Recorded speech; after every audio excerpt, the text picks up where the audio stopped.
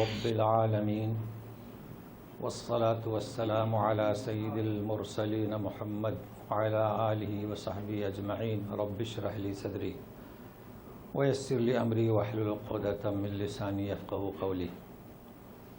سورۃ الاحزاب دوسری مجلس ہے اور آیت نمبر 9 سے۔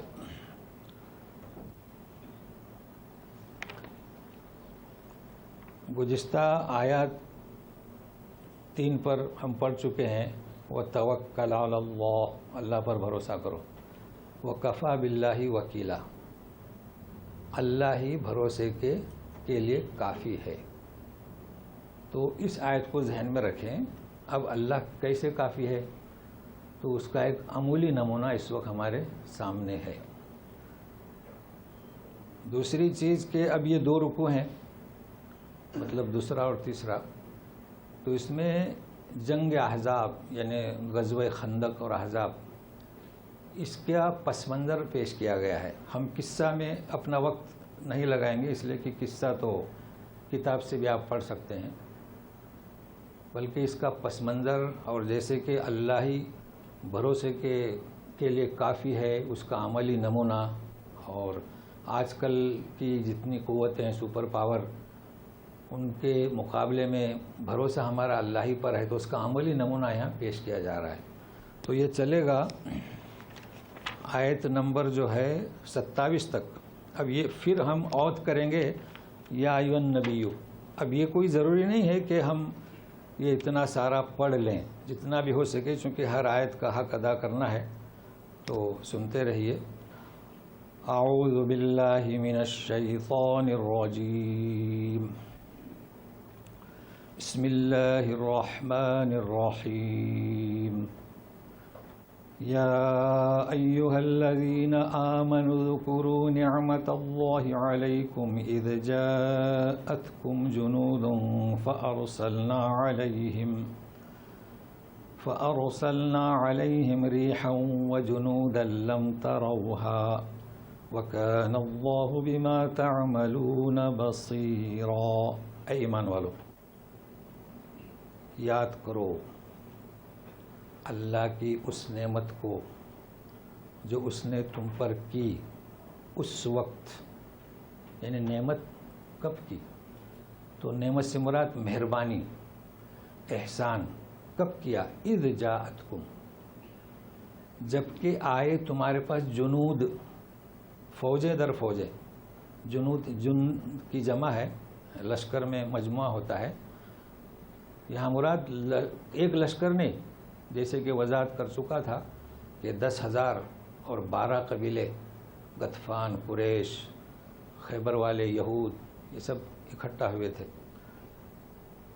فارسلنا علیہم، تو ہم نے مہربانی کیا کی؟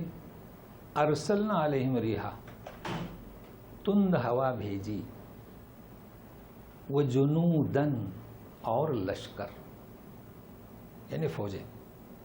کیسا لشکر؟ لم تروہا، تم نے اس لشکر کو جو ہم نے بھیجا دیکھا نہیں۔ ان کا تو لشکر دیکھا، اللہ تعالیٰ تم جو کچھ کرتے ہو اسے خوب جانتا ہے۔ تو سب سے پہلے تجویدی حیثیت سے ایک قاعدہ نوٹ کر لیجئے تاکہ اگلی آیت کو سمجھا سکوں، کیونکہ اگلی آیت جو ہے وہ اچھے اچھے قرہ بھی لڑک جاتے ہیں۔ دیکھیے، جنود جمع کس کی؟ جن۔ آگے آئیے، وہی ہے، وہ ان کا لشکر تھا، یہ اللہ کا لشکر فرشتوں کا، جنودن، فرق ہوا نا دونوں میں۔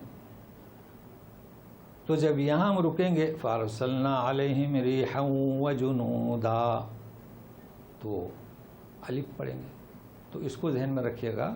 یہ تو آسان ہے قاعدہ کہ اگر پیش ہے تو ساکن ہوگا، زیر ہے تو ساکن ہوگا، 2 زبر ہیں، مطلب 2 پیش 2 زیر، 2 زبر ہیں تو وہ تبدیل ہوگا، اس کا نام ہے عوض، مد عوض، اور وقف میں ابدال، تبدیل ہو گیا۔ تو اس کو صرف ذہن میں رکھیے، یہ تو بہت آسان ہے، آگے مجھے سمجھانا ہے۔ تو نعمتیں کسے کہیں گے؟ یہ عام نعمت کا ذکر نہیں ہو رہا ہے، اذ جا، جبکہ تمہارے پاس لشکر آئے، اس نعمت کا ذکر ہو رہا ہے، اس مہربانی کا، اس کو ذہن میں رکھیں۔ کبھی بھی اذ آتا ہے تو ایک ماضی کی بات پیش نظر رہتی ہے۔ اب دیکھیے کہ ان کا لشکر تو تھا، اور پڑاؤ، پہلے جنگ کا طریقہ یہ تھا کہ پہلے کسی میدان میں پڑاؤ ڈالتے تھے اور پھر جنگ شروع ہوتی تھی۔ تو مسئلہ کیا تھا، سارے قبائل تھے، اس میں یہود بھی تھے۔ اگر یہ 10,000 کی فوج یکجا حملہ کرتی مدینہ پر تو کیا ہوتا تھا، 3,000 تو صفایا کرتے تھے۔ تو ایسے خطرے کی حالت تھی۔ تو مختصر یہ کہ سلمان فارسی نے مشورہ دیا کہ ہم جو ہیں خندقیں کھودتے تھے، تو خندق کھود دی گئی، اس کا بھی ذکر ہے آگے۔ تو خندق کھودنے سے کیا ہوتا تھا کہ یکجا فوج آ نہیں سکتی تھی، لیکن گھوڑا اتر کر تو آ سکتا تھا نا، لیکن جب گھوڑا اترے تو دیر لگے گی، تو یہ مقابلہ کر سکتے تھے، یہ پوزیشن تھی۔ مگر ایسے وقت میں اللہ نے کیا کیا، اچھا پڑاؤ کتنا تھا، 25 دن یا مہینہ۔ تو یہ جو حصار کرتے ہیں اس لیے کہ ان کا کھانا پینا ختم ہو جائے اور پھر یہ بے سہارا ہو جائے۔ مگر اللہ تعالیٰ فرماتے ہیں کہ وہ لشکر تو تھا، تم نے خندق بھی تو کھودی تھی خندقیں، لیکن ہم نے ایک تند ہوا بھیجی اور ایسا لشکر جسے تم نے دیکھا نہیں۔ مطلب کون سا ہو سکتا ہے، فرشتوں کا۔ تو جو تند ہوا بھیجی بھی ان کے ماتحت تھی، جو ہم نے انعام کیا وہ فرشتوں کے ماتحت۔ تو یہاں غور کرنے کی بات ہے کہ 10,000 اور 12,000 فوجیوں کے سامنے اللہ کی قوت، مخفی قوت، یہ ان کے ساتھ تھی۔ آج کیوں نہیں ہے، یہ اصل پیغام دینا ہے، اس لیے ہم قصہ طویل نہیں کریں گے، کیا حالت تھی اس وقت، مگر اللہ نے مہربانی کی۔ آج کیوں نہیں کر رہے ہیں، اللہ کی مخفی قوت ہے۔ تو ہوا یہ کہ جب ہوا آئی تو خیمے اڑنے لگے، ان کے جو برتن تھے وہ لڑکنے لگے، روشنیاں بجھنے لگی۔ اب کیا ہوگا، بیچارے بھاگ گئے۔ اب کوئی ان کے سامنے کوئی تھا ہی نہیں، کوئی شے، وہ نکل گئے۔ لیکن 25 دن مہینہ اور رخ کیا کہاں کا، اپنے اپنے راستے کا۔ وَكَانَ اللَّهُ بِمَا تَعْمَلُونَ بَصِيرًا، تم جو کرتے تھے اسے اللہ خوب جانتا تھا۔ یہ آیت پہلے بھی آئی ہے، لیکن یہاں پس منظر اور ہے۔ یہاں کیا ترجمہ ہوگا، تمہارے جو حرکات تھے، جو افعال تھے، تمہاری ہمت، تمہاری جرأت، تمہارا ثبات، نبی کریم صلی اللہ علیہ وسلم کا جو ساتھ دے رہے تھے بھوکے، اور اس قدر خطرے کا عالم تھا، خوف زدہ۔ کدال نبی کریم صلی اللہ علیہ وسلم کے ہاتھ میں تھی تو آپ کے ہاتھ میں بھی تھی، وہ بھوکے تھے، آپ بھی بھوکے تھے، اس کو دیکھ رہا تھا۔ یہاں نماز روزوں کی بات نہیں ہو رہی ہے۔ تو آج اس پر ہی غور کریں کہ آیتوں کا پس منظر مختلف ہے تو ترجمہ بھی مختلف ہو جائے گا۔ اب اس فوج کی ایک کیفیت تو سنیے گا، اور فوج کی کیفیت کے ساتھ ساتھ آنکھوں کی حالت، دلوں کی حرکت، یہ بھی اس میں بیان ہوگا۔ تو دو چیزوں کو سمجھنا ہے۔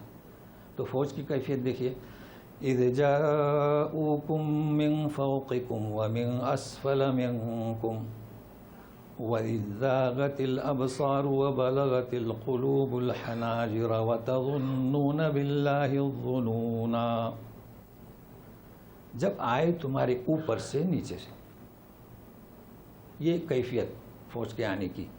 دلوں کی، آنکھوں کی حالت، دلوں کی حرکت، زاغت، کج، تو یہاں آنکھوں کی کج، آنکھیں پتھرا گئی۔ جانتے ایک تو دلوں کا کج ہوتا ہے، آنکھیں جو ہے 5 سمت رہتی ہیں، آپ سامنے دیکھیں، اوپر نیچے دائیں بائیں، 5 سمتیں ہو گئی۔ لیکن جب اچانک آپ دیکھو کہ 10,000 کی فوج ہمارے سامنے کھڑی ہے تو آنکھیں سمت کی طرف گھومیں گی نہیں، یوں ہی دیکھتے رہ جائیں گے، ہکا بکا، یہ تعبیر ہے اس کی۔ آنکھیں پتھرا گئی۔ اچھا دلوں کی حرکت، یہ منظر دیکھ کر دل کیا ہوں گے، منہ کو لگنے لگے۔ یہ جو دل جو ہانپتا ہے، گویا کہ انتہا خوف خطر کی حالت کو ان الفاظ میں پیش کیا گیا۔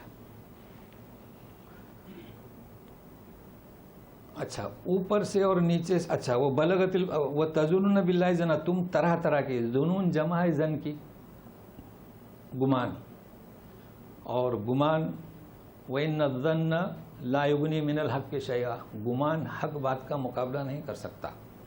تو سب سے پہلے تجوید سے فارغ ہوتے ہیں۔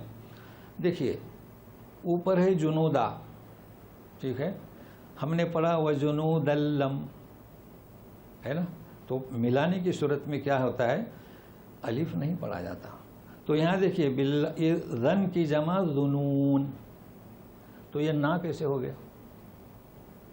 نا اعرابی حالت میں ہوا. اوپر لشکر آیا، فاعل ہے تو جنودن، تم نے نہیں دیکھا، تمہارے مفعولیت کی حرکت ہے تو دا. تو اسی طریقے سے تم طرح طرح کے گمان، تو ظنون نا. تجوید کی کتاب میں کیا لکھا ہوا ہے، مثال ساری کتابوں میں ایک ہے، ولا انا اعبد، جبکہ ہے کیا انا، ولا انا. اب یہ وہی چیز ہے. تو سنیے باللہ الظنون، لیکن ملائیں گے تو باللہ الظنون ہنالک. اس الف کے اوپر جو عربی پرنٹ ہے نا، اس میں دائرہ ہے.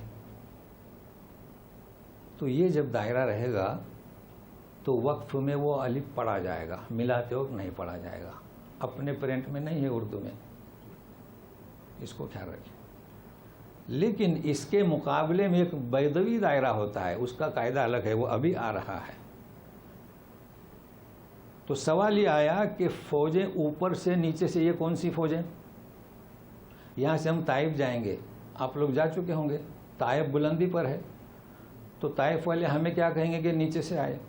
طائف والے ہمارے آئیں گے تو ہم کیا کہیں گے، اوپر سے آئے. تو قریش جو گئے تھے تو نیچے سے گئے تھے، غطفان والے اوپر سے آئے تھے. تو یہ اس کا مطلب ہے، فوجیں اوپر سے بھی آئیں اور نیچے سے بھی آئیں. یہ فوج کی نوعیت بتا دی گئی. اور دلوں کی حالت یہ بھی واضح ہو گئی. طرح طرح کے گمان جمع ہے نا، تو کیا گمان تھا، طرح طرح کا گمان یہ تھا، منافقین یہ گمان کرتے تھے کہ یہ جو ہے ہمیں دھوکہ دیا. اس کی وضاحت آگے آ رہی ہے. یہ ان کا گمان تھا. مومنین کا کیا گمان تھا، صدق اللہ و رسولہ، مطلب طرح طرح کے گمان. کیا ہمیں قیصر و کسریٰ کا وعدہ دیا اور یہ خندق کھود رہے ہیں، فوج سامنے کھڑی ہے. ہنالک کب کہا جاتا ہے، ہنالک دعا زکریا.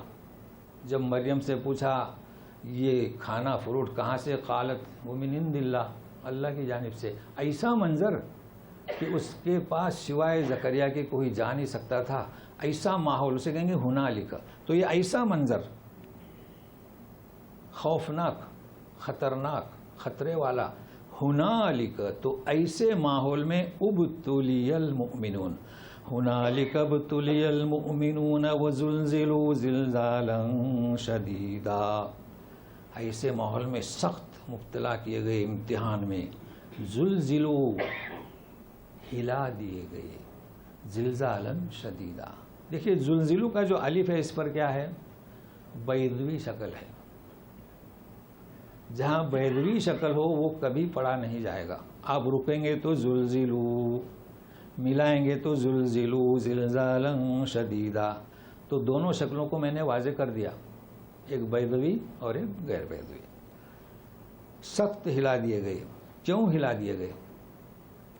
اس لیے کہ اس میں منافق بھی تھے، مومنین مخلصین بھی تھے، تاکہ ہر ایک کو امتحان اور پرکھ لیا جائے. تو سنیے گا، وَإِذْ يَقُولُ الْمُنَافِقُونَ وَالَّذِينَ فِي قُلُوبِهِم مَّرَضٌ مَّا وَعَدَنَا اللَّهُ وَرَسُولُهُ إِلَّا غُرُورًا. یہ ہے وہ ظنونا کی تشریح. جب کہہ رہے تھے منافق اور جن کے دلوں میں روگ ہے، یہ دلوں میں روگ، دلوں میں روگ کون سا ہوتا ہے، نفاق کا. ایک تو ظاہری روگ ہوتا ہے، ان کے بارے میں یہی ہے، فی قلوبہم مرض، ان کی دلوں میں بیماری ہے، مرض ہے، ان کو اللہ پر بھروسہ نہیں، رسول پر بھروسہ نہیں. تو انہوں نے کہا کہ یہ اللہ اس کے رسول نے ہمیں دھوکہ، یہ وعدہ نہیں کیا، وہی وعدہ کہ لگے رہو انشاءاللہ. یہ بشارت دی گئی تھی کہ قیصر و کسریٰ یہ دونوں مسلمانوں کے قدموں تحت ہوں گے. تو یہ امتحان میں ناکام ہوئے اور گھبرا رہے تھے. جبکہ اب سنیے ذرا توجہ سے، ایک جماعت نے کچھ اور کہا. کیا کہا؟ وَإِذْ قَالَتْ طَائِفَةٌ مِّنْهُمْ يَا أَهْلَ يَثْرِبَ لَا مُقَامَ لَكُمْ فَارْجِعُوا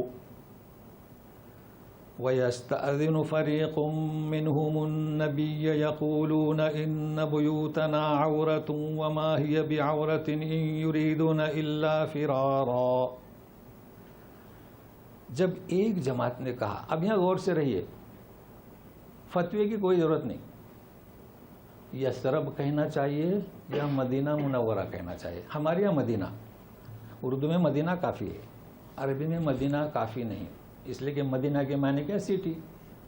تو مدینہ جدہ، تو مدینہ کے لیے المدینہ یا پھر مدینہ منورہ، اور ہمارے یہاں مدینہ بھی کافی ہے. تو اب آپ خود فیصلہ کریں کہ مدینہ کو مدینہ منورہ کہنا چاہے کہ یثرب. یہ فتوے پر اعتماد نہ کریں، اصل سمجھیں. تو سنیے، جب ایک جماعت نے کہا، ایک جماعت نے کہا ان میں سے، اے یثرب کے لوگوں، تمہارے لیے یہاں کوئی جگہ نہیں، جاؤ، واپس جاؤ. ٹھیک ہے. اور پھر ایک جماعت ان میں سے نبی سے اجازت لینے لگی. کہے کی اجازت؟ یہاں سے فرار ہونے کی. کہنے لگے ان بیوتنا عورتن. عورت جانتے ہیں، لمبی تے لگا دو تو عورت، اسی سے مستعار ہے عورت. تو عورت کے معنی محفوظ نہیں. وما ہی بعورہ. اچھا، اس کو بھی ذہن میں رکھیے، یہاں تک ان کی بات ہے، ان بیوتنا عورہ، ہمارے گھر محفوظ نہیں ہیں. اور یہ جواب ہے، اس لیے ہمارے قرآن نے یہاں تا لگا دیا ہے، وہ غیر محفوظ نہیں. اصل میں یہ لوگ فرار اختیار کرنا چاہتے ہیں. فرار ہندی میں فرار، یہ تو عربی زبان ہے، اب ہمارے یہاں اردو ہندی مکس ہو گئی. تو اب ذرا سوچئے، کس نے کہا کہ اے یثرب؟ بس یہ اگر سمجھ گئے آپ خود مفتی ہو جائیں گے.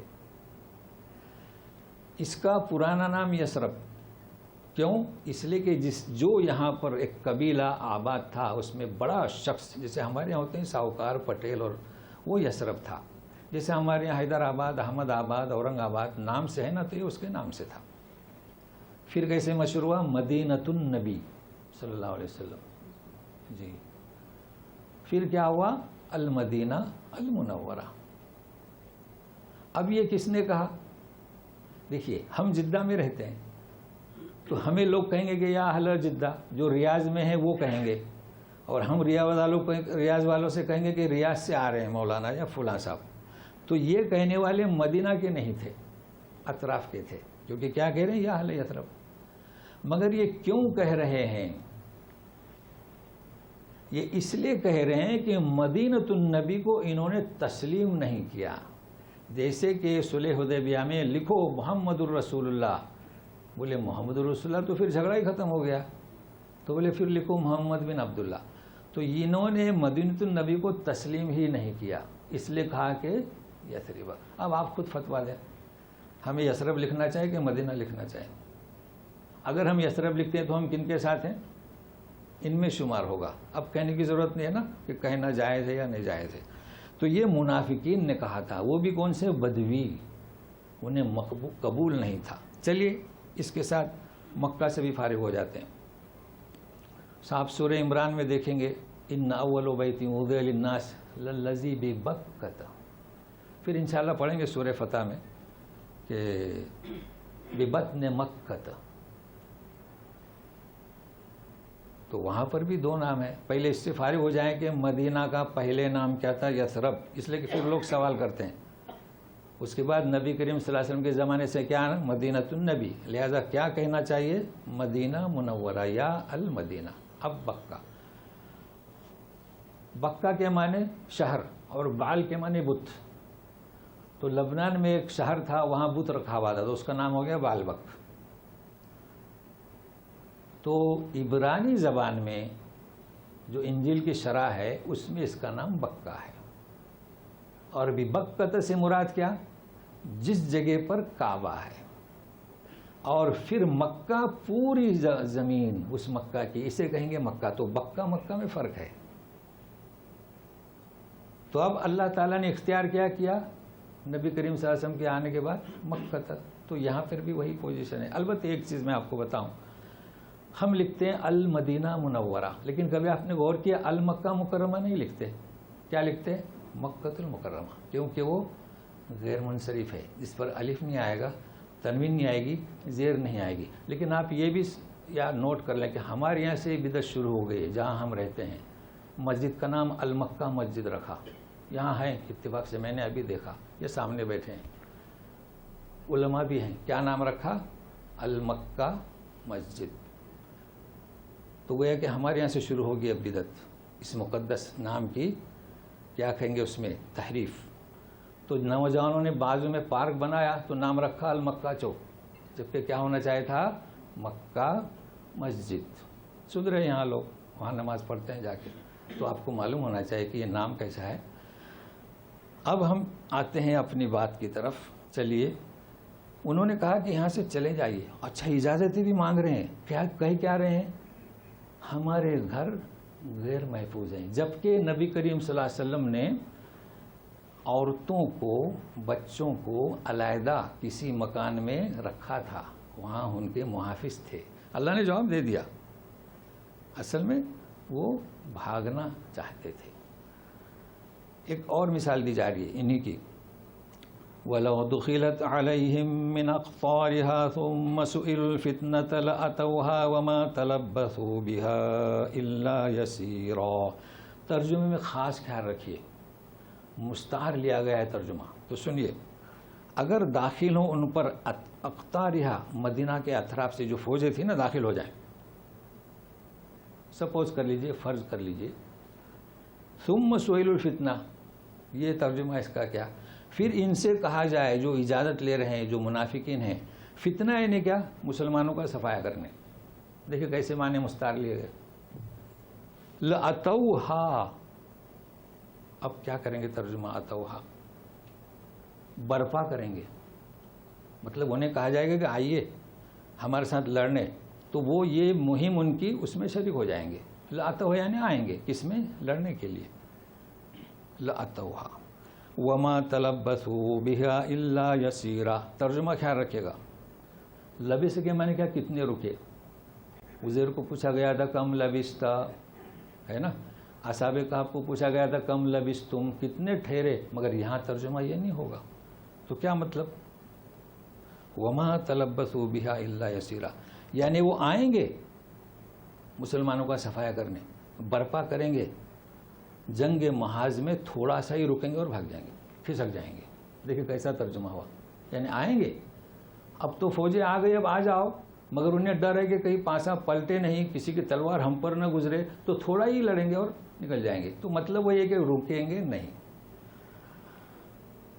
اچھا، ان کے وعدہ خلافی کو واضح کیا جا رہا ہے، وَلَقَدْ كَانُوا عَاهَدُوا اللَّهَ مِن قَبْلُ لَا يُوَلُّونَ الْأَدْبَارَ وَكَانَ عَهْدُ اللَّهِ مَسْئُولًا۔ انہوں نے اللہ سے اس کے پہلے عہد کیا تھا کہ ہم پیٹھ پھیر کر نہیں بھاگیں گے، یہ کون سا عہد؟ اور اللہ کا سے جو عہد کرے وہ پوچھا جائے گا۔ ان کا کون سا عہد تھا منافقین کا؟ جنگ بدر میں جب مال غنیمت حاصل ہوا تو یہ کہنے لگے، او کاش کہ ہم جو ہے شریک ہوتے۔ پھر اللہ سے وعدہ کیا کہ نہیں، اب تو ہم ضرور شریک ہوں گے اور پیٹھ نہیں پھیریں گے، یہ انہوں نے وعدہ کیا تھا اور اب پھیر دیے۔ تو اللہ تعالیٰ ایک عام بات کہہ رہے ہیں، جب اللہ سے عہد کرو، قسم کھاؤ، وعدہ کرو، تو پوچھا جائے گا، کوئی معمولی بات نہیں۔ ویسے تو لوگوں سے بھی جو ہم عہد کریں گے تو ایفا کرنے کا حکم ہے، لیکن اللہ تعالیٰ کے ساتھ تم وعدہ کرو۔ اب تشریح کے طور پر انہیں بتایا جا رہا ہے، قُل لَن يَنفَعَكُمُ الْفِرَارُ إِن فَرَرْتُم مِّنَ الْمَوْتِ أَوِ الْقَتْلِ وَإِذًا لَّا تُمَتَّعُونَ إِلَّا قَلِيلًا۔ جی کہہ دیجئے کہ تمہارا بھاگنا، تمہارا فرار، تمہارا فرار اختیار کرنا ہرگز فائدہ نہیں دے گا۔ اگر تم بھاگے موت سے اور قتل سے تو لا تمتعون الا قلیلا، تمتعون یعنی دنیا سے تم فائدہ نہیں اٹھا سکیں گے زیادہ، مطلب ہے کہ تم کم ہی فائدہ اٹھاؤ گے۔ آپ جانتے ہیں کہ ہم نے فوت اور موت کا فرق بتایا تھا، یاد ہوگا آپ کو؟ تو مختصر سا یادہ کریں گے، چونکہ یہاں قتل کو سمجھنا ہے. دیکھیے یہاں قتل آیا ہے موت کے ساتھ، تو قتل، موت اور فوت. تو اشارتاً کچھ لوگ نئے بھی ہوں گے تو نہیں، پہلے مرحلے سے چلتے ہیں. پہلا مرحلہ قتل. قتل کرنے کا اختیار کسے؟ انسان کو، کہ گولی چلائے، چاقو چلائے، اسے کیا کہیں گے؟ قتل. اگر وہ قتل، اس کی موت جدا ہو جاتی ہے، اس کا نام کیا؟ قتل. اگر اللہ کی راہ میں تو اس کا نام شہید. اور اگر جدا نہیں ہوتی تو زخمی کر دیا. یہ پہلا مرحلہ ہے. اب جب روح اس کی نکل گئی تو یہ ہے موت. اور جب فرشتوں نے اپنے قبضے میں لے لیا، اس کے معنی کیا ہے؟ فوت. مطلب اپنے قبضے میں لے لیا. اب جب اللہ چاہے گا تو اس کے سپرد کریں گے. تو موت، قتل، موت اور کیا؟ فوت. لیکن پہلا مرحلہ قتل. اچھا، کبھی ایسا ہوتا ہے کہ کوئی قتل نہیں کرتا بستر پر، تو اس کا پہلا مرحلہ موت، دوسرا مرحلہ فوت. یہ کیوں کہا جا رہا ہے کہ تم بہت ہی کم فائدہ اٹھاؤ گے؟ موت تو آئے گی. خالد بن ولید کا نام سنے ہوں گے، بہت مشہور. تلوار بھی ان کی بہت مشہور، جیسے تلوار علی کی. کتنے جنگوں میں شریک رہے، لیکن موت کہاں آئی؟ بستر پر. تو موت جہاں لکھی رہے گی وہیں آئے گی. یہ کوئی ضروری نہیں کہ آپ کو قتل کیا جائے جنگ کے میدان میں. لہٰذا یہ تمہارا فرار اور فرار اختیار کرنا بے سود ہے. پھر سوالیہ طور پر سنیے، قُلْ مَنْ ذَا الَّذِي يَعْصِمُكُم مِّنَ اللَّهِ إِنْ أَرَادَ بِكُمْ سُوءًا أَوْ أَرَادَ بِكُمْ رَحْمَةً وَلَا يَجِدُونَ لَهُم مِّن دُونِ اللَّهِ وَلِيًّا وَلَا نَصِيرًا. کہہ دو ان سے، تمہیں کون بچائے گا اللہ کے مقابلے میں؟ تم بھاگنا چاہتے ہو بہانہ بنا کر. اگر اللہ چاہے سوءً، آپ کو تکلیف دینا، او اراد بکم رحمہ، یا ہے کہ رحمت، تو نہیں پاؤ گے اللہ کے مقابلے میں نہ کوئی تمہارا حمایتی اور نہ کوئی تمہارا مددگار. تو یہاں دو چیزوں کو سمجھنا ہے. یعصم یعنی کون بچائے گا، دوسرا سو اور رحمت. یہ رحمت سے بھی کوئی بچائے گا. تو سو کا مطلب کیا؟ کہ اگر قحط سالی آئے، زلزلہ آئے، طوفان آئے، یا ہے کہ لشکر داخل ہو جائے، تمہیں کون بچا سکتا ہے؟ بچانے والا تو اللہ ہے. اور پھر رحمت کا کیا مطلب؟ تو رحمت، جیسے اللہ تعالیٰ نے مہربانی کی، صرف آندھی، طوفان، فرشتوں کے ماتحت، تو اس کے مقابلے میں تم پر اگر وہ مہربانی کرتا ہے تو اسے بھی کوئی روک نہیں سکتا. یہ ہے تعلق. نہیں تو سوچتے ہیں کہ بھائی برائی سے تو ٹھیک ہے، لیکن رحمت سے کیسے روکے؟ تو اللہ کا انعام تم تک پہنچے، اس سے بھی کوئی روک نہیں سکتا. تو آخر میں اس پر تبصرہ کرتے ہیں. اب سنیے کہ جو لوگ روکتے تھے، دیکھیے اس میں لغت جو ہے نا تھوڑی دشوار ہے، لیکن میں آسان کیے دیتا ہوں. ہمارے یہاں جس کا ہاتھ ٹوٹا ہو، پیر ٹوٹا ہو، تو اسے کیا کہتے ہیں؟ اپاہج. اب مکہ جائیں گے تو وہاں بورڈ ہے کہ یہ معوقین کے لیے راستہ ہے. تو جس کا ہاتھ ٹوٹا ہو یا پیر، تو اس کو معوق کیوں کہتے ہیں؟ کیونکہ اس کا پیر کا ہمارے یہاں کچھ خاص اس کے نام ہے. لولا ہونا اور ٹوٹا ہونا اس کو چلنے سے مانے ہے، روکتا ہے. تو اس معنی کو ذہن میں رکھیے گا. تو مستار لیے گئے ہیں. سو سنیے، قد يعلم الله المعوقين منكم والقائلين لإخوانهم هلم إلينا ولا يأتون البأس إلا قليلا. اللہ تعالیٰ بہت اچھی طرح جانتے ہیں روکنے والوں کو. تو دیکھیے معنی کہاں سے لیے؟ مستار لیے نا معنی. کس سے روکتے ہیں؟ یہاں رہنے سے، اس جنگ کے محاذ پر بھاگیے. اور کہتے ہیں، قائل کی جمع قائلون، قائلین، اپنے بھائیوں سے، ہلم، ہمارے طرف آؤ. ایک کے لیے بھی ہلم، دو کے لیے بھی، تین کے لیے بھی، عورت مرد سبوں کے لیے آؤ. اللہ تعالیٰ کیا فرماتے ہیں؟ ولا یأتون البأس، باس یعنی جنگ محاذ. تو یہ کسے کہتے ہیں ولا یأتون البأس، جنگ محاذ؟ یہ تو برائے نام آپ کے ساتھ لڑیں گے. جنگ محاذ ان کا کیسا ہے؟ دکھانے کے لیے آگے نہیں بڑھیں گے. دیکھ لیا سبوں نے کہا یہ صاحب بھی پہنچ گئے. دیکھیے ولا یاتون الباس الا قلیلا, اور پھر کھسک جائیں گے یا دور رہیں گے. وہاں کون دیکھے گا؟ ہر فرد کا کام ہے کہ سامنے والا کو اس پر وار نہ کرے. تو یہ ان کی تو نوعیت ہے. مگر ابھی سنیے, اور الفاظ تھوڑے استعمال نہیں ہوتے, مشکل ہیں, سنیے گا. اشحۃ علیکم فاذا جاء الخوف رأیتهم ينظرون الیک تدور اعینهم كالذي يغشى عليه من الموت فإذا ذهب الخوف سلقوكم بألسنة حداد أشحة على الخير أولئك لم يؤمنوا فأحبط الله أعمالهم وكان ذلك على الله يسيرا. دیکھیے خیال رکھیے گا, اشحتن, کیا اشحتن؟ احدث الانفس الشح, انسان میں بخیلی داخل کر دی گئی. تو ایک ہے بخیل, ایک ہے شحیح. اس کو ذہن میں رکھیے, ترجمہ کر کے پھر بتاتا ہوں. تو وہ بخیل ہیں تم پر, جب خوف کی حالت ہو تو دیکھتے ہیں ایسے جیسے کہ سکرات کس پر واقع ہوئی ہو, اور جب خوف جاتا ہے تو پھر بِأَلْسِنَةٍ حِدَادٍ اشحتن خیر, پھر وہی چرب زبانیاں, اور اشحتن, پھر وہی بخیل کا لفظ آیا ہے. یہ لوگ ایسے ہیں کہ یہ تو ایمان لائے نہیں, اللہ نے ان کے اعمال کو غارت کر دیا, اور اللہ تعالیٰ پر یہ ایسا کرنا بہت آسان ہے. اب سنیے گا, ایک ہوتا ہے بخیل. ہمارے یہاں شہی استعمال نہیں ہوتا, ہم بخیلی کہتے ہیں. بخیل میں شہی میں فرق ہے. بخیل کسے کہیں گے؟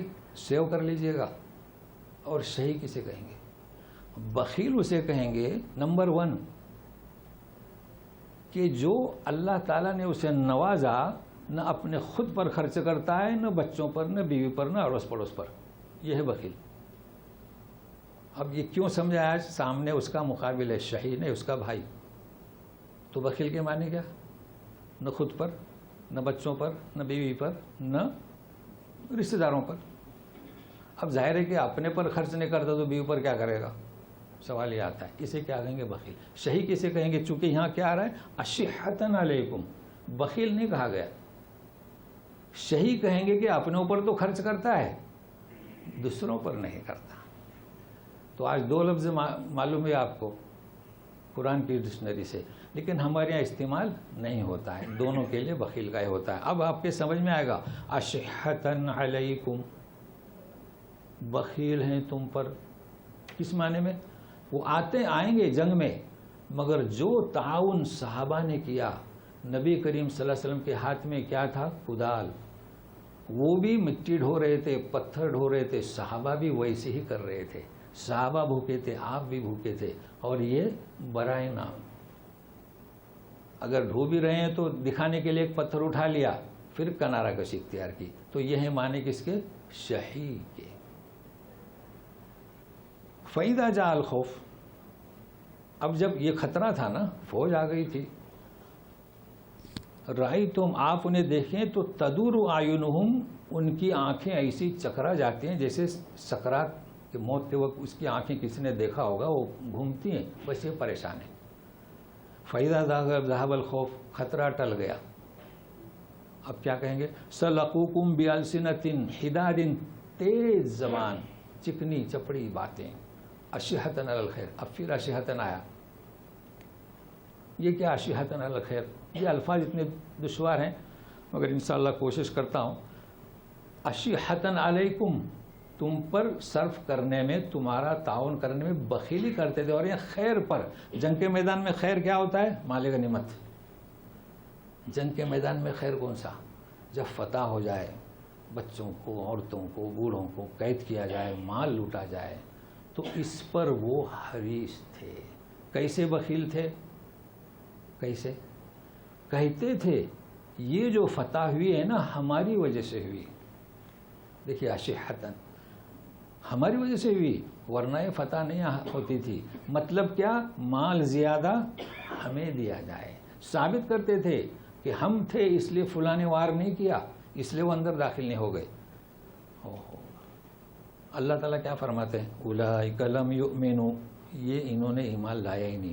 اللہ تعالیٰ نے ان کے اعمال کو ضائع کر دیا. کون سے اعمال؟ جو کچھ بھی انہوں نے کیا نا, تھوڑا بہت تو کیا, پتھر بھی ڈھویا, مٹی بھی اٹھائی, اور ہمت جو کچھ بھی کیا اکارت کیا، یہ اللہ پر آسان ہے۔ یہ کیا مطلب اللہ پر آسان ہے؟ ظاہر ہے کہ جو دلوں کو بھیدوں کو جانتا ہے اور جو دکھاوے کے لیے کر رہے ہیں، جو اشیحتن ہے، جو فیاضیت کر رہے ہیں، اللہ تعالیٰ جانتا ہے۔ اب ایک اور منظر، یہ جب ہواؤں سے روشنیاں بجھنے لگیں تو انہوں نے رخ لیا کہاں کا؟ اپنے اپنے راستے کا، مکہ کی طرف چلی گئے۔ اب اس کا پس منظر سنیے گا، دیکھیے کیسا قصہ کا پس منظر شروع ہوا اور ختم کیا جا رہا ہے۔ يَحْسَبُونَ الْأَحْزَابُ لَمْ يَذْهَبُوا وَإِنْ يَأْتِ الْأَحْزَابُ يَوَدُّوا لَوْ أَنَّهُمْ بَادُونَ فِي الْأَعْرَابِ يَسْأَلُونَ عَنْ أَنْبَائِكُمْ وَلَوْ كَانُوا فِيكُمْ مَا قَاتَلُوا إِلَّا قَلِيلًا۔ لشکریں تو چلے گئے، جب ہوا آئی نا، طوفان نکل گئے، انہیں خبریں نہیں، انہوں نے شمار کیا کہ لم یذہبوا، کہ گئے، اتنا خطرہ ان کے اندر، خوف، گئے نہیں۔ اگر لشکر اندر داخل ہوتے تو یہ کیا چاہتے؟ بادون، بدوی سے، کہ بدویوں کے ساتھ رہے فی الاعراب، بستیوں میں، یہ وہ چاہتے، اور پوچھتے وہاں سے آپ کی خبریں کہ فتح ہوئی کہ شکست ہوئی، تو کہتے کہ ہم نے نہیں کہا تھا کہ فرار اور فتح ہوئی تو ہماری وجہ سے، اشیحتن علی الخیر۔ وَلَوْ كَانُوا فِيكُمْ، اللہ تعالیٰ فرماتے اگر تم میں ہوتے نا، مَا قَاتَلُوا إِلَّا قَلِيلًا۔ کیا مطلب مَا قَاتَلُوا إِلَّا قَتِيلًا؟ کہ برائے نام ہی جنگ میں حصہ لیتے۔ اب سننے کے لیے تیار رہیے گا، اور یہ سب سے پہلے سنیے، یہ پس منظر کس کا؟ جنگ خندق کا۔ اس کے بعد میں 26 نمبر آیت سے قریظہ، ٹھیک ہے، شروع ہوگا۔ بیچ میں کیا آ رہا ہے؟ کیا ہے بیچ میں؟ لَقَدْ كَانَ لَكُمْ فِي رَسُولِ اللَّهِ أُسْوَةٌ حَسَنَةٌ لِمَنْ كَانَ يَرْجُو اللَّهَ وَالْيَوْمَ الْآخِرَ وَذَكَرَ اللَّهَ كَثِيرًا۔ تمہارے لیے نبی کریم صلی اللہ علیہ وسلم کی اخلاق میں ان کا نمونہ بہترین عمدہ نمونہ ہے، اسوہ حسنہ۔ کس کے لیے؟ جو اللہ سے لقاء کی، آخرت کے دن کی ملاقات کرے، ذکر الہی کثرت سے کرتا رہے۔ یہاں پر تھوڑا پیغام دوں گا میں، ابھی تو اس کے بعد سیرت پر تقریریں ہوں گی، ہے نا، دھوم دھام سے۔ جی، یہ آیت اس پر بیان ہوتا ہے، محرم میں نہیں ہوتا، چونکہ محرم میں تو دوسری سیرت بیان کی جاتی ہے۔ تو میں یہ پوچھتا ہوں، یہ اس کا پس منظر کیا ہے؟ پس منظر کیا ہے؟ جنگ احزاب اور جنگ قریظہ کے درمیان ہے، تو کون سا اسوہ ہے؟ اس پر غور کریں، کون سا اسوہ پیش کیا جا رہا ہے؟ دیکھیے جو پیش کرتے ہیں وہ صحیح ہے، وہ غلط نہیں ہے، ہم غلط نہیں کہتے، لیکن سوال یہ آتا ہے کہ یہ اسوہ کون سا؟ آپ پٹری سے ہٹ رہے ہیں، تقریریں کہ کپڑے ہوں تو ایسے پہننے چاہیے، سفید، اگر رنگین پہنے تو پٹائی مدارس میں۔ جی، تو یہاں کون سا اسوہ ہے؟ اور بھی بیانات ہوتے ہیں، نمازیں، تہجد کی آپ کی نماز، لمبی قرات، لمبا سجدہ، یہ اسوے بیان کیے جاتے ہیں۔ چلیے، اور اس قدر شدت تو پہلے سن لیجئے کہ یہ چیزیں ہیں، مطلوب ہیں، لیکن یہاں اسوہ اصل کون سا ہے؟ کہاں آ رہا ہے اسوہ؟ جنگ کے میدان کا۔ کون سا اسوہ؟ کہ آپ پیغمبر ہونے کے باوجود بھی ہاتھ میں کدال لے کے زمین پتھر توڑ رہے تھے، کھود رہے تھے، یہ اسوہ۔ بھوکے تھے، فوج کے سامنے تھے، لڑ رہے تھے، زخم کھا رہے تھے، یہ اسوہ کوئی بیان نہیں کرتا۔ تو سنیے گا اسوہ، آپ بتائیے کہ مسواک، قومی نشان ہمارا لٹکا ہو یہاں مسواک، پرانا ہو جائے تو اس طرف والے کو کیا آتی ہے؟ خوشبو نہیں، ہاں، ہے نا۔ تسبیح، قومی نشاں ہمارا. میں بار بار کہتا ہوں جائیے خانقاہ میں جائیے. میں درگاہ میں بھی جانے کے لیے کہتا ہوں. کس لیے؟ قرآن کی آیتوں کا مصداق سمجھ میں آئے. آپ ملیے شیخ سے، گفتگو بھی کر رہے ہیں اور پھرا رہے ہیں. اچھا، یہ اسوہ رسول. سمجھ رہے ہیں نا میری بات کو؟ جی. کپڑے اور کیا کیا آپ بیان کرنے کی ضرورت نہیں. مختصر یہ کہ لمبی نمازیں اور تہجد اور جو بھی آپ کی سیرت طیبہ ہے اس کو پیش کرتے ہیں، مگر یہ تو جس پس منظر میں جو پیش کیا گیا ہے اس وجہ سے نا اسے بھول جاتے. تو کیا ہے اس وجہ سے نا کہ دل میں یقین ہو کہ اللہ ہی ہمارے بھروسے کے لیے کافی ہے. کب؟ اس وقت کافی تھا. 12,000 کا لشکر ہوا سے بھاگ گیا. آج کیوں نہیں بھاگ رہے؟ کیونکہ ہمارے پاس یہ اسوہ نہیں. ہمارے پاس کون سا اسوہ ہے؟ قومی نشاں. کسی نے شلوار قمیص کو قومی نشاں بنایا، کسی نے کرتا پائجامہ کو. ہمارے پاس سارے قومی نشاں ہیں. کسی نے خاص ٹوپیوں کو. یہ قومی نشاں کو ہم نے کیا کیا؟ اسوہ رسول بنایا. تو مدد کہاں سے آئے گی؟ اسوہ رسول. اور بعضوں نے اپنایا، غلط طریقے سے اپنایا. جو کام ہمارا نہیں تو مختلف فرقے نکل گئے کفن باندھ کے. یہ اسوہ رسول نہیں ہے. بہرحال اس پر کئی باتیں میں بیان کر چکا ہوں، تو اس کو ذہن میں رکھیے. اسوہ رسول کسے کہتے ہیں؟ اس کو عام کیجئے، بیان کیجئے کہ اسوہ رسول کیا ہے. صبر، تحمل اور دین کے خاطر. اچھا آپ سنیے، ذکر الہی جو کثرت سے کرتا ہے. وَلَمَّا رَأَى الْمُؤْمِنُونَ الْأَحْزَابَ قَالُوا هَذَا مَا وَعَدَنَا اللَّهُ وَرَسُولُهُ وَصَدَقَ اللَّهُ وَرَسُولُهُ وَمَا زَادَهُمْ إِلَّا إِيمَانًا وَتَسْلِيمًا. یہ جنگ جب آئی نا، ابھی تو مسلمانوں کا ذکر کر رہے ہیں. پہلے کس کا ذکر ہوا تھا؟ منافقین کا. جب مسلمانوں نے دیکھا اتنا لشکر، یہ 12 کبھی 10، اس لیے کہ تاریخ میں فرق ہے. 10 بھی ہے، 12 بھی ہے. وہ 12 قبیلے تھے نا، تو یہ تو تاریخ کا اختلاف آپ جانتے ہیں. جب انہوں نے دیکھا لشکر تو بولے کہ ھذا ما وعدنا اللہ ورسولہ. یہ جس کا وعدہ اللہ اور رسول نے کیا. کیا وعدہ کیا؟ وَلَنَبْلُوَنَّكُمْ بِشَيْءٍ مِّنَ الْخَوْفِ وَالْجُوعِ وَنَقْصٍ مِّنَ الْأَمْوَالِ وَالْأَنفُسِ وَالثَّمَرَاتِ. یہ وعدہ ہے کہ ہم ضرور آزمائیں گے. اللہ کے رسول نے بھی فرمایا، جب مکہ میں ان پر شدت اتری، کعبے کو ٹیکا لگائے ہوئے تھے، دعا کرنے کی درخواست کی تھی، تو فرمایا تھا کہ تم سے پچھلے لوگوں کے سر پر آریں چلائے گئے، آدھے زمین میں کھودے گئے، کاٹے گئے. تو یہ تو وعدہ ہے نا، ایسے حالات آئیں گے. یہی ہے، ہم کیوں گھبراتے ہیں؟ اللہ تبارک تعالیٰ نے ان لوگوں کی تعریف کی. تعریف کیسے کی؟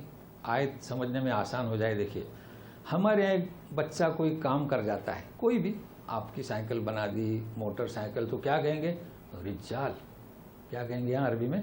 رجال. ہمارے کہیں گے ارے مرد ہے، حالانکہ وہ بچہ ہے. تو یہ رجال حالانکہ رجال، لیکن اس کی تعریف میں گلو، تو رجال کہتے ہیں. تو سمجھے کہ ھذا رجال، حالانکہ وہ بچہ ہے. کب کہتے ہیں؟ اس کی تعریف میں. تو اللہ تبارک تعالیٰ نے ایسے مؤمنین کی تعریف کی ہے. تو سنیے گا، من المؤمنین رجال صدقوا ما عاهدوا الله علیہ فمنهم من قضى نحبه ومنهم من ينتظر وما بدلوا تبدیلا. جی، مومنین میں سے کچھ ایسے رجال تھے، یعنی رجال، تعریف کہ صدقوا، انہوں نے سچ کر دکھایا جو اللہ سے عہد کیا. کیا کیا تھا؟ کہ ہم شریک ہوں گے، رسول کے ساتھ تعاون کریں گے. فَمِنْهُمْ مَنْ قَضَى نَحْبَهُ، شہید ہو گئے. نحب بدر میں، جنگ بدر میں، احد میں. وَمِنْهُمْ مَنْ يَنْتَظِرُ، اور اس میں سے کچھ انتظار کر رہے ہیں. وَمَا بَدَّلُوا تَبْدِيلًا، انہوں نے جو عہد کیا تھا اس میں کوئی تبدیلی نہیں کی. یہ کس کے مقابلے میں ہو رہا ہے؟ منافقین کے. تو انہوں نے، کچھ لوگوں نے اپنی جان کو پیش کر دیا اور کچھ لوگ منتظر ہیں. منتظر کون ہے؟ اب یہ میں نے جیسے کہ ذکر کیا تھا کہ میں قصے میں نہیں جانا چاہتا ہوں. مختصر ہے کہ ایک شخص تھے، وہ قریب تھے کہ انہیں شہادت حاصل ہوتی، لیکن وہ بچ گئے. تو پھر انہوں نے وعدہ کیا کہ پھر میں شامل ہوں گا. تو یہ ہے منتظر. کہ انتظار میں ہیں، تو یہ ان کی ایک وہ نقشہ ان کا کھینچا جا رہا ہے.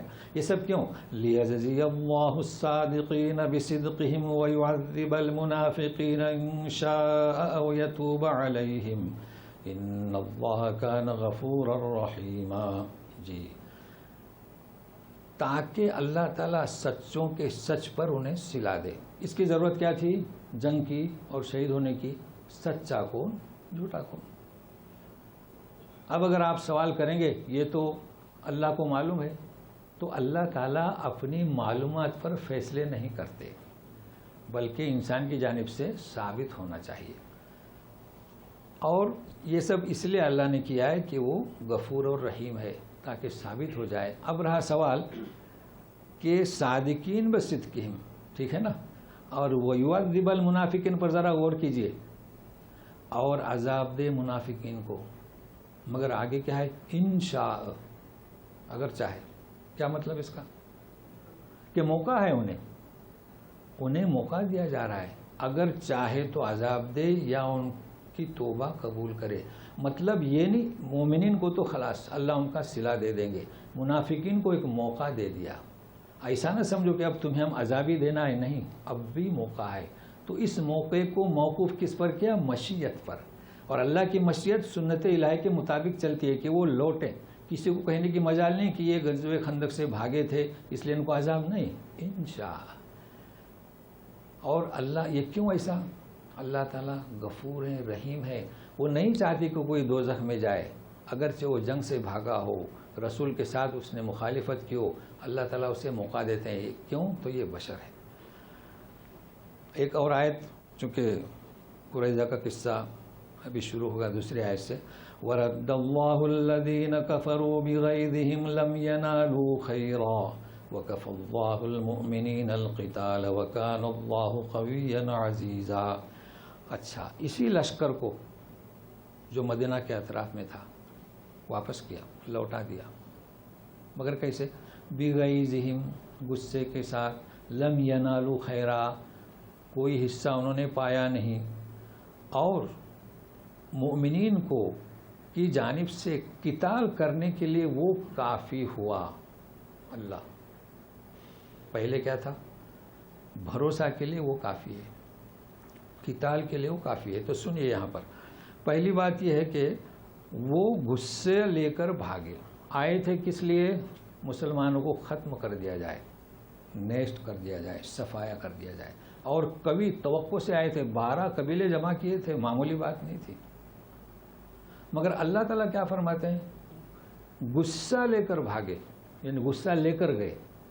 ایک شخص آتا ہے، دنیا میں ہم نے دیکھا، تجربہ آپ نے کیا ہوگا، اڑوس پڑوس میں بڑے جذبے سے آتا ہے کہ میرے تو نے اتنی رقم دی نہیں.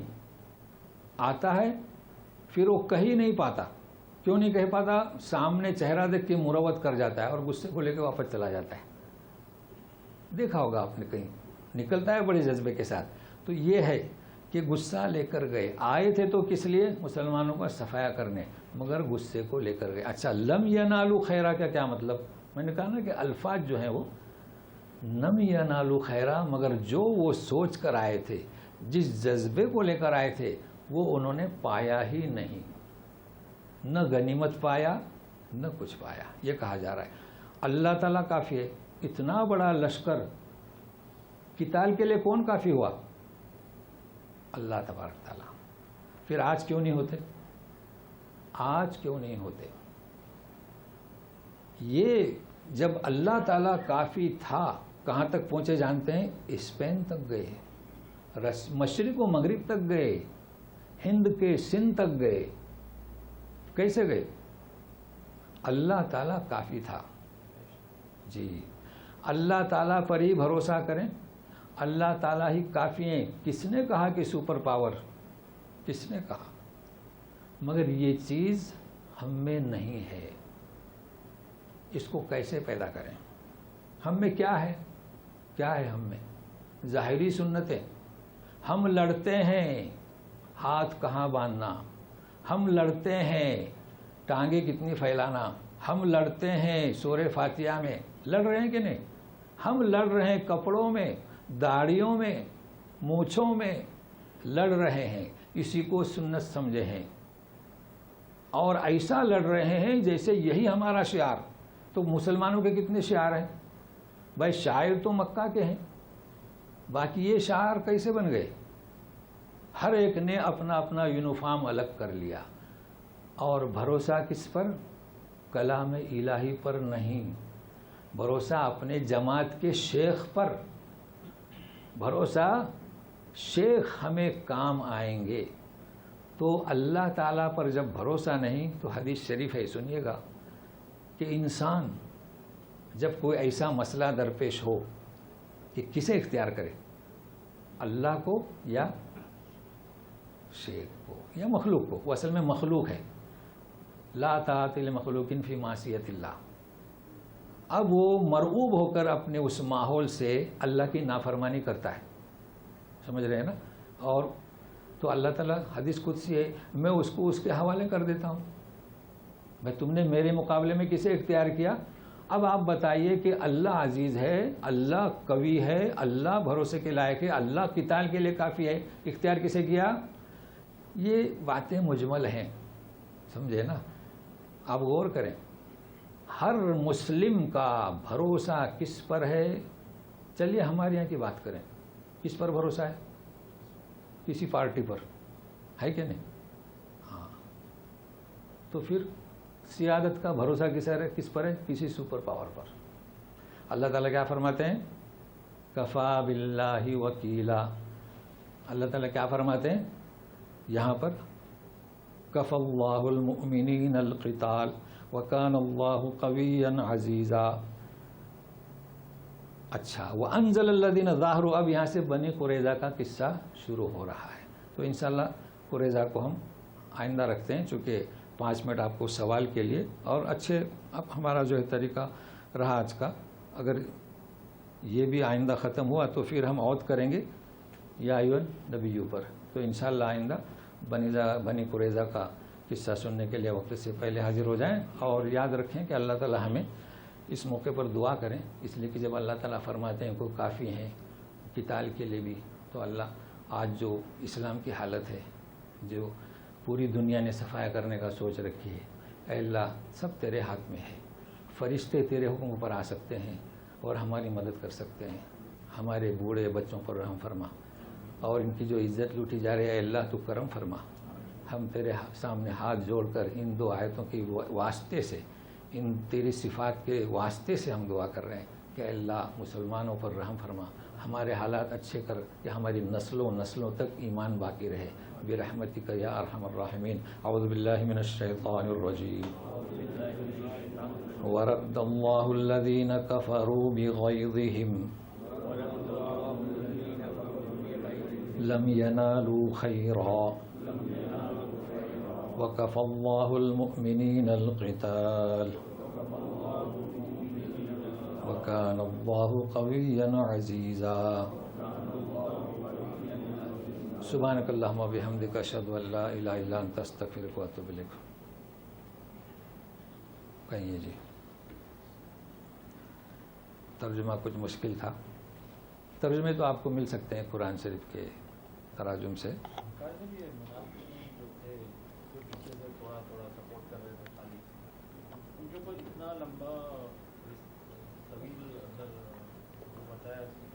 ہاں، اصل میں سوال ان کا یہ ہے کہ منافقین، ایک سورہ مکمل ہو چکی ہے منافقین کی، سمجھ رہے ہیں نا؟ تو ایسا کیوں؟ تو اصل وجہ یہ ہے کہ منافقین سے جو نقصان ہوا اسلام کو، وہ کفاروں سے نہیں ہوا. ہمارے یہاں کہتے ہیں کہ آستین کا سانپ جو گھر کا جو بھیدی لنکا ڈھائے، باہر کا نہیں کر سکتا. سمجھے نا؟ یہ ہے. تو منافقین کا مسلک کیا تھا؟ دیکھو، ان المنافقین من الدرک الاسفل من النار.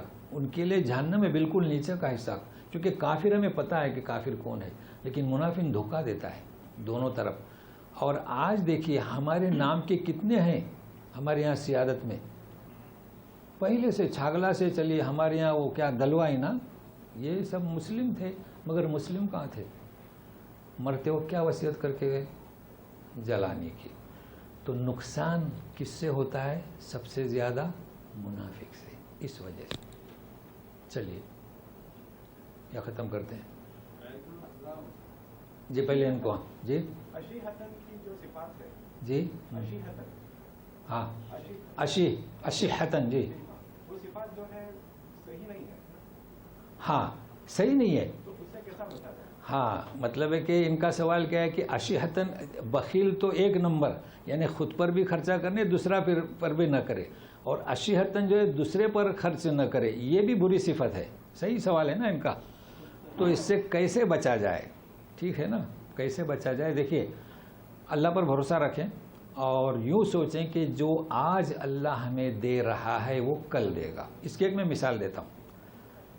آپ کا زمانہ تو ابھی نیا ہوگا، میرے زمانے میں پاؤ روپے میں بکرے کی سری، جسے کیا کہتے ہیں بکرے کا سر ملتا تھا. کتنے میں پاؤ. یہ چلیے چھوڑیے، ہم نے 2.5 روپے میں بکری خریدی،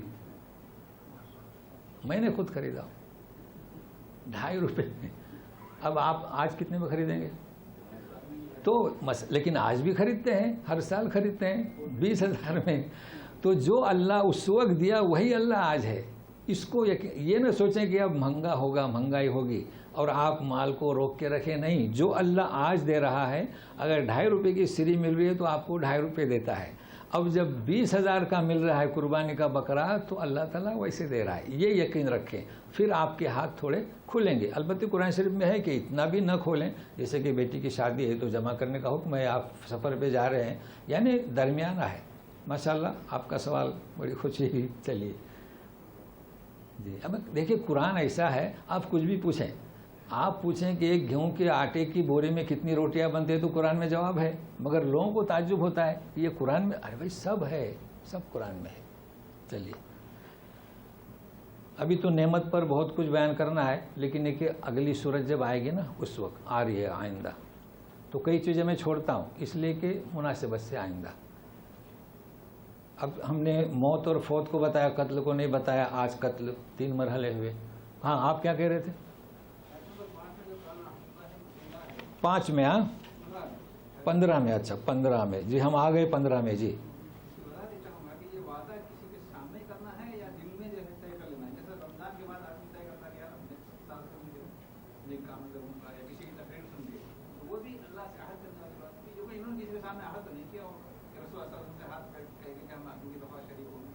ہاں ہاں جی جی، مطلب ہے کہ ہاں جی جی جی جی. وَلَقَدْ كَانُوا عَاهَدُوا اللَّهَ مِنْ قَبْلُ، ہے نا، انہوں نے پہلے عہد کیا اور بعد میں کہا جا رہا ہے کہ اللہ تعالیٰ کا وعدہ اس سے پوچھا جائے گا. اب آپ کا یہ کہنا ہے کہ یہ عہد کون سا، رسول کے ہاتھ پر یا دل میں کر لے، ٹھیک ہے نا، یا اقرار کر لے. دیکھیے دل میں جو آپ سوچتے ہیں نا، تو جب تک دل میں ہے، اس میں کئی معاملات ہیں. جیسے آپ نے دل میں سوچا اللہ ایسا نہ کرے کہ میں گھر جاؤں گا تو بیوی کو میں علیحدہ کر دوں گا، آپ نے دل میں سوچا، صحیح ہے نا، تو آپ نے دل سے سمجھوتا کیا. جب تک آپ زبان پہ نہیں نکالیں گے تو یہ معفو عنہا ہے. آپ نے دل میں سوچا کہ میں کروں گا، آپ نے نہیں کیا، تو دل کی بات اور ہے.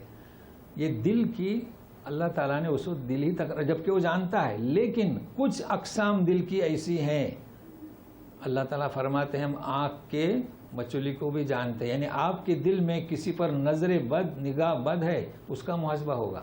تو اس میں نوعیتیں ہیں. جو معاملات ہیں اگر آپ نے منہ پر نہیں نکالے، ظاہر نہیں کیے، تو اس کا حساب نہیں ہوگا. لیکن کچھ ایسے ہیں مخفی گناہ جیسے ہوتا ہے نا، تو اس پر گرفت ہوگی. اب رہا سوال کہ یہ عہد کون سا تھا. یاد رکھیے جب یہ لوگ جنگ بدر میں غنیمت ملی تو انہوں نے آپس میں کہا، کس سے کہا؟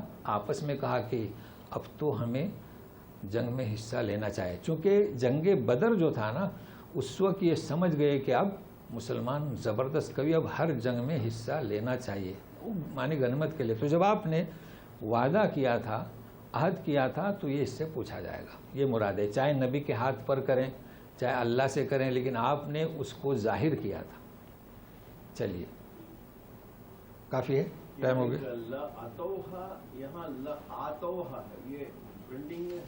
کہاں آیت نمبر بتائیں؟ جی 14. نہیں یہ اس کو ضرور برپا کرتے، سمجھے نا جی۔ آتوہا میں اور اتوہا میں کیا؟ اتوہا میں فرق ہے۔ اتوہا یعنی آنا، اور آتوہا یعنی ان کی بات کو کرنا، لانا، فرق ہے، دونوں میں فرق ہے، سمجھے نا؟ اتوہا اور آتوہا، جیسے کہ ہم کہتے ہیں نا، اور بھی مثالیں ہیں جیسے کہ، لیکن وہاں با آتا ہے، یہاں با کی ضرورت نہیں، ٹھیک ہے نا؟ چلیے کافی ہے۔